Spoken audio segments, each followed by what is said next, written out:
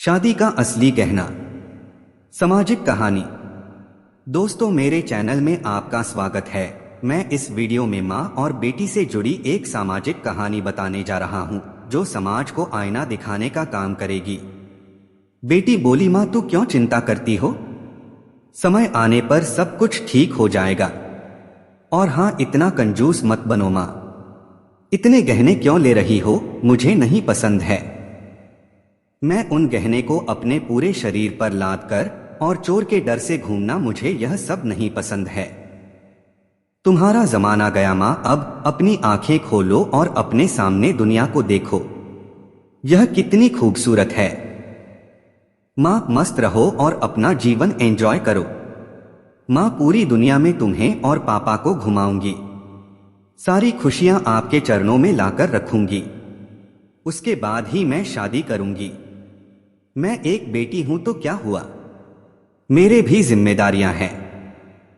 अब मुझे सिर्फ अपने करियर पर ध्यान देने दीजिए। चिंता मत कीजिए, समय आने पर सब कुछ हो जाएगा। शालू बेटी अपनी मां की मां बनकर अपनी मां को समझा रही थी, लेकिन लक्की शांत था क्योंकि वह जानते थे कि शालू खुद लाखों का गहना है। शालू विवाह योग्य हो चुकी थी। शालू की मां माया देवी उसकी शादी के पीछे पड़ गई थी। आखिर वह मां थी ना। आसपास के रिश्तेदार थे कि जोर देने के लिए, लेकिन शालू अपने पैरों पर खड़ा होना चाहती थी। इसलिए वह शादी के बारे में नहीं सोच रही थी। इसलिए इस फालतू की चर्चा में उसे कोई दिलचस्पी नहीं थी। माया देवी सिर्फ एक वाक्य कहती थी, पढ़ाई करना तो तुम शादी के बाद भी सीख सकती हो ना। हमारी चिंता करना कम करो। शालू अपने फैसले पर अड़ी हुई थी और माया देवी हमेशा चिंतित रहती थी। आसपास की लड़कियां शादी करके गृहस्थी संभाल रही थी। 8 दिन पहले शालू की सहेली की शादी हुई और वह धूमधाम से हुई। शादी में उसके शरीर पर आधा किलो सोना पहनाया गया होगा। उसे हर रस्मों में एक गहना उसकी मां अपनी बेटी के शरीर पर चढ़ा रही थी। दिखावा बहुत था शादी में। हमारी तो कोई भी तैयारी नहीं शालू के शादी के लिए। लक्की तो किसी बात की चिंता नहीं करते। उसे याद आया शालू जब इस दुनिया में आई, तब माया देवी के ससुर लक्की को बोले, लक्की लड़की हुई है रे बाबा, अब दहेज की तैयारी में लग जाओ। कादम्बरी को बहुत बुरा लगा सुनकर। पिता बनने की बधाई देना तो दूर, दहेज के बात करने लग गए। लेकिन चेतन इतने खुश थे कि मेरी संतान के रूप में पहली ही बेटी हुई। वह उसका प्यार करने में मग्न रहता था। वह उत्सुकता से नई नई चीजें शालू के लिए ले आता। मूल रूप से शालू बहुत बुद्धिमान और तेज तर्रार थी। वह उत्सुकता से नई नई चीजें सीखने के लिए इच्छुक थी। शालू धीरे धीरे अच्छे संस्कारों में बढ़ती जा रही थी। शिक्षा के क्षेत्र में वह हमेशा अव्वल रही। शालू ने मेरिट को कभी नहीं छोड़ा। विभिन्न योग्यता प्रमाण पत्र और मेडल से भरा हुआ था। लक्की बोलता था, बस शालू का सपना साकार करना है, इसलिए फिर उसकी शादी के लिए बचत वह करता नहीं था। लक्की माया देवी को कहता था कि उसकी शानदार सफलता ही उसका सबसे कीमती गहना है। सब कुछ अच्छा होगा, चिंता मत करो। पर माया देवी की एक ही रट लगाती, थोड़े पैसे बचाने चाहिए, लड़की की शादी करनी है तो फिर 4 गहने तो देने पड़ेंगे शालू को। गले में से डिप्लोमा सर्टिफिकेट और ट्रॉफी ही लेकर खड़ी रहेगी मंडप में ना। ये माया देवी, शांत, अपना ब्लड प्रेशर मत बढ़ा। मैं हूं ना, फिर शांत हो जा।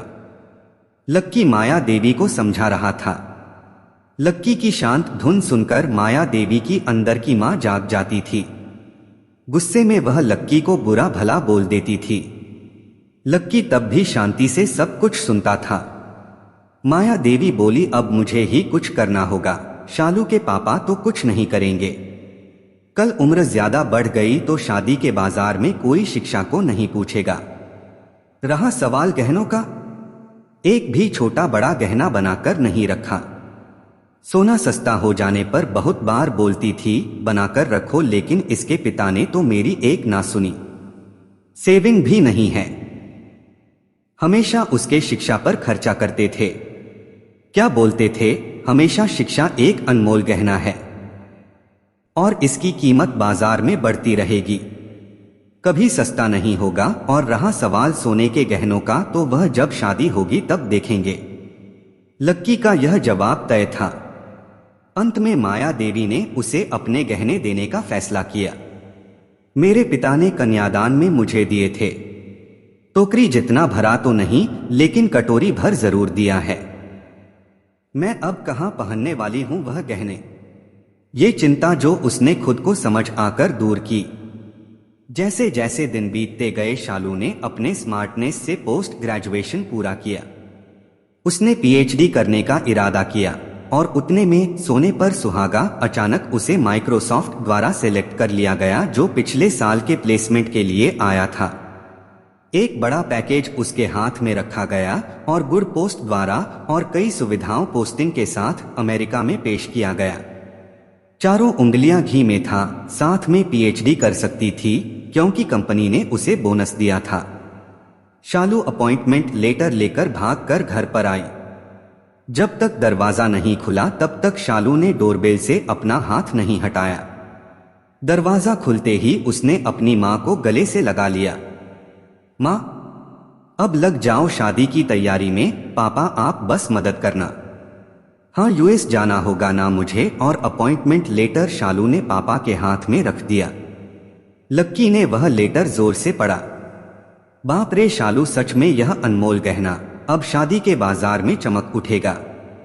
ऐसा बोलकर माया देवी भगवान के सामने सर रखी और कोटि कोटि धन्यवाद आपका भगवान जी, ऐसा बोलकर भगवान को हाथ जोड़कर नमस्कार किया। अब यह बड़ा गहना और अन्य छोटे बड़े सर्टिफिकेट के आभूषण शालू के व्यक्तित्व पर अवश्य ही अच्छे लगेंगे। कमाया देवी, फिर बताओ सोना लेने कब जाना है? इसमें कोई संदेह नहीं है कि उसकी शादी में उसके गुणों के आधार पर अर्जित अमूल्य गहना निश्चित रूप से उसके सौंदर्य बढ़ाएगा लक्की, और वह मेधावी पदक और बड़ी बड़ी ट्रॉफी या अन्य पद्मा भूषण दुल्हन की शोभा और बढ़ाएंगे। यह हीरा हमारे मनुष्य के जीवन में बिल्कुल फिट बैठता है। चलेगा ना आपको? दरवाजे पर शर्मा फैमिली खड़ी थी। अच्छा रिश्ता शालू के लिए चलकर आया था। उनका मानस भी एक अनमोल रत्न था, सुंदर, सफल, प्रसिद्ध। अगर एक असली मोती को अपनी असली गुणवत्ता और तेज बनाए रखना है तो संदूक में बंद रहकर समुद्र के तल में चुपकर रहना पड़ता है, तभी मोती की कीमत बढ़ती है। आया क्या समझ में लक्की जी? वर्मा जी ने लक्की की तरफ देखकर मकाम की तरफ देखा। माया देवी अंदर खुद को चिकोटी काट रही थी और सोच रही थी कि आखिर कौन से गहना का तराजू भारी है। आखिर शिक्षा एक अनमोल गहना है, उसे चोर से डर नहीं लगता है और उसे पहनने और तिजोरी में बंद करने की आवश्यकता नहीं है। शालू की इस कामयाबी से अपने जीवन में आने वाले संकट से आसानी से लड़ा जा सकता है। ये कहानी जरूर आपको पसंद आएगी। यदि कहानी सच में अच्छी लगी तो मेरे चैनल को सब्सक्राइब जरूर करें। धन्यवाद।